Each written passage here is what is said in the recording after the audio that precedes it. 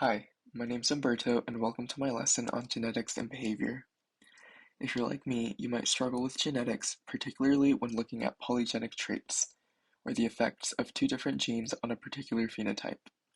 Remember that in class we talked about a case of honeybee hives and their survival against a disease that threatened to wipe them out if they didn't display hygienic behavior, which was controlled by two genes, an encapping gene and a removal gene. Personally, looking at all the different genotypes, their behavioral outcomes, and their chances at survival was a bit difficult because we have to consider two different genes, not just one. So I've put together a case here looking at the successful mating of birds controlled by two different genes. Birdsong, denoted by B, and dancing, denoted by D. So note that birdsong is a dominant gene, whereas dancing is homozygous recessive. So the case that I've put together crosses a heterozygous dominant parent with a homozygous recessive parent. And looking at this, we can see that the most desirable genotype for these birds would be either big B, little d, little d, or big B, little d, taking into consideration that birdsong is dominant and dancing is a homozygous recessive gene.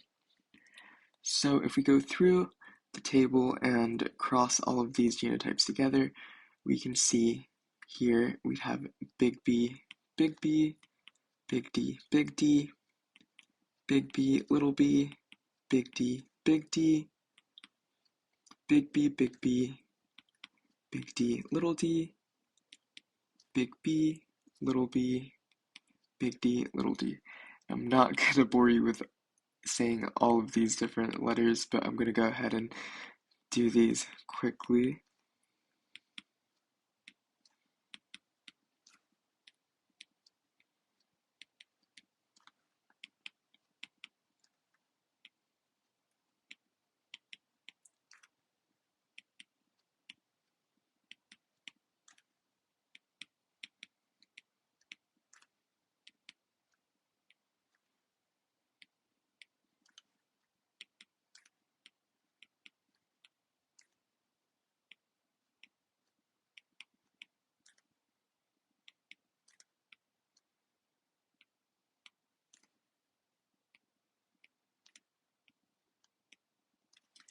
So looking at all of these different genotypes, we can see that we only have three where we have the birdsong dominant gene matched with the homozygous recessive dancing gene.